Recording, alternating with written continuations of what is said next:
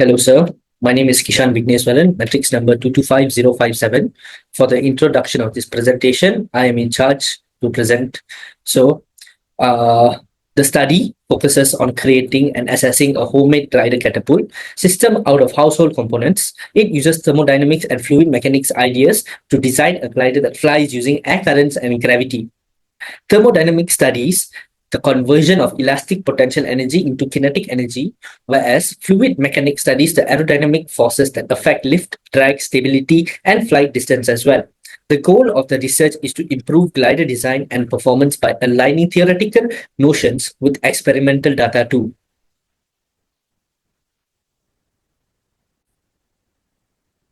Next, over here, we have the glider design and the free body diagram of the glider. So first of all, for the glider design, we as a team have made two gliders. First is called the Fat Man and then the Little Boy. For the Fat Man glider design, it was more of an initial stage of our designing of the glider. This is because we were still coming up with new ideas and new decisions onto how we wanted our glider to be. Thus, we have made a large frontal wing, a larger fuselage, and a larger tail end for our first glider, which is the Fat Man. After further research and a lot of studying on the force and the aerodynamics of the glider of Fat Man, we have come up with our second design, which is the Little Boy. In the Little Boy, we have come up with a smaller design, a smaller body, a smaller frontal wing, and a smaller tail. The reason why we went into a smaller design was mainly because of the overall weightage it carried, which was overall generally pretty heavy. And a specific part to note in both the gliders is that we added weight to it. This is because we suffered both types in determining the balance of the gliders. After finding out the centroid point, the CG of the gliders, we ensured we had a balanced glider by adding on a weightage at the front of the glider, especially on the nose part. Next, looking onto the free body diagram of the glider, like any object flying, it has a lift force, which is the upward force, a gravity acting opposite of the lift force, a drag force, a backward acting force, and a thrust force, the force moving it forward.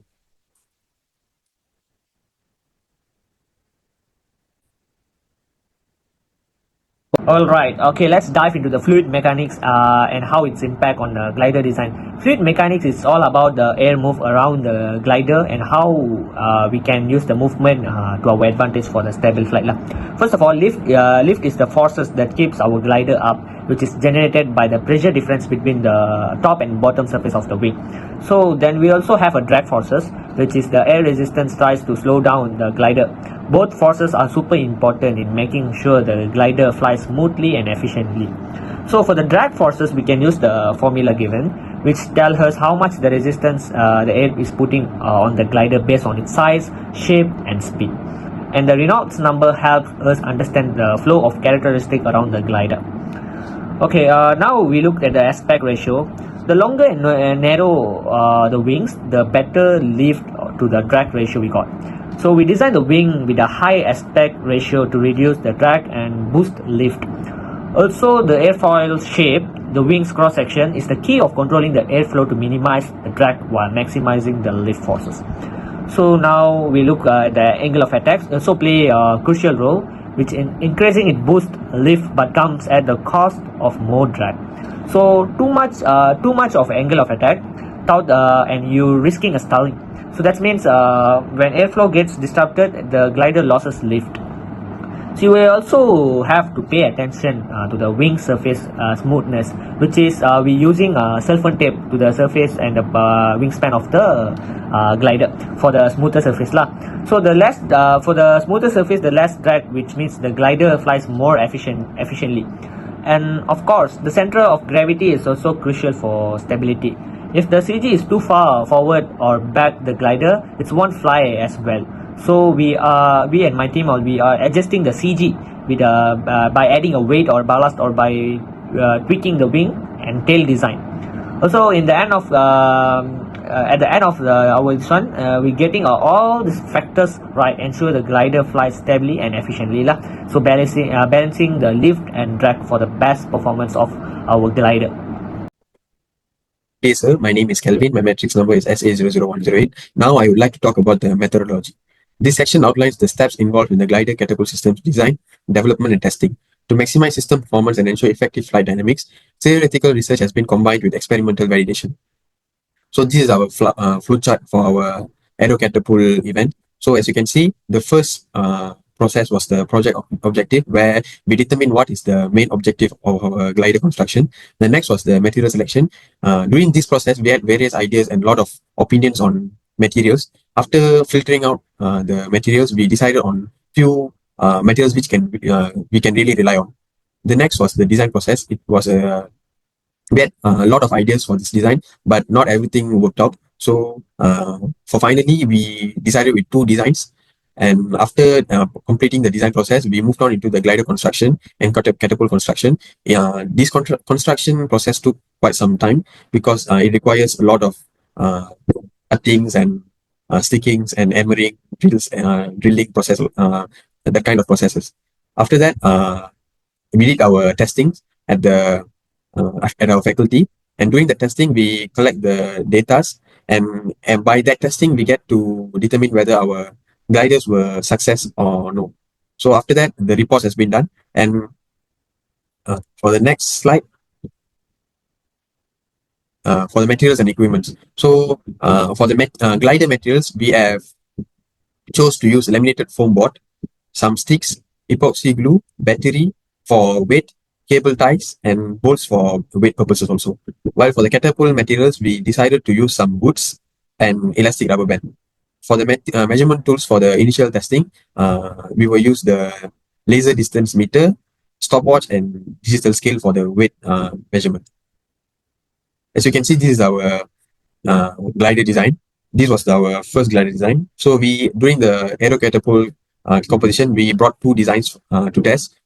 This is the first design. So what makes this design different from the other design is this design has small wingspan with short fuselage with curved and angled tip. So for the next design, for our second design, this is the second design. So this design has a large wingspan with long fuselage with curved angle tip. So the only difference is the size of the gliders. This is bigger than compared to the first design. This is our catapult. So we use unused woods which we found near our hostel. So we managed to put this up all together and build the catapult. As you can see, this is the rubber band and these are the woods. For the testing procedure, for the first is the experimental setup. The testing site was an open level field with no fence and no wind disturbance. Safety measures were established in order to guarantee safe launches. For the data collection, two data were collected, which is the flight distance measurement, the distance traveled from the launch to the landing point. The second data is the flight time, where the total time traveled from the launching to the landing moment was recorded. And the observation and recording. Flight behavior, stability, and landing patterns were visually observed and recorded. Any anomalies such as erratic flight paths were noted for further analysis. For the data analysis, all findings, observation, and recommendations were documented. Video recordings of test launches were captured for reference and analysis. That's all from me. Thank you, sir.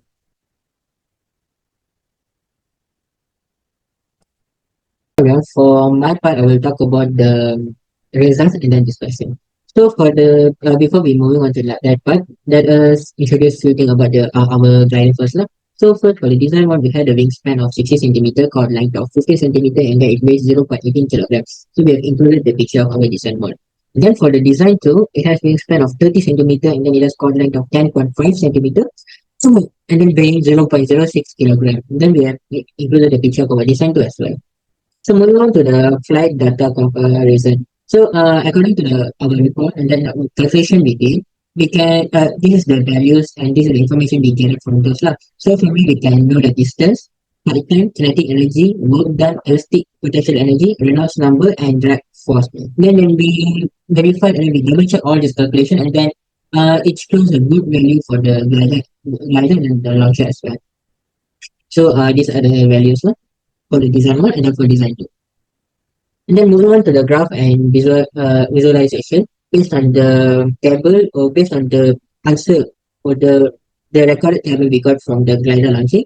Then we can, from there we can create it into two graphs. So the first graph discuss about glider weight versus flight distance, and then graph two discuss about glider weight versus flight time.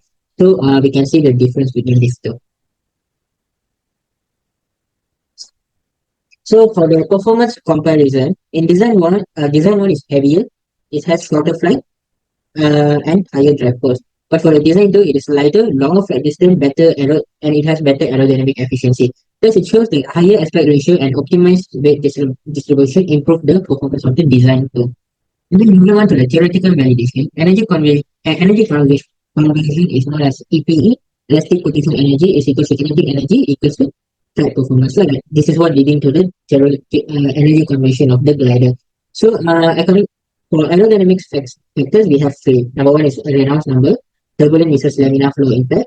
Number two is drag force effect on velocity and stability. And then for number three, we have lift to drag ratio, higher efficiency, which is higher efficiency in design tool based on the calculation and then the value we got just now.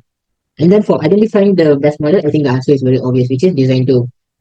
Because design 2 performs significantly better due to it has lower weight, thus it has lower gravitational force. And then it improves in aerodynamic, thus will lead to longer flight time. And now finally, it has more effective energy conversion when we do the maths.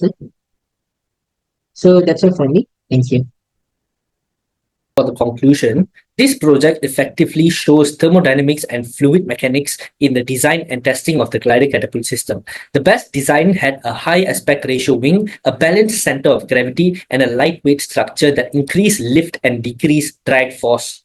Experimental results supported theoretical expectations, demonstrating that balanced lift and drag, together with efficient energy transfer, resulted in stable flights.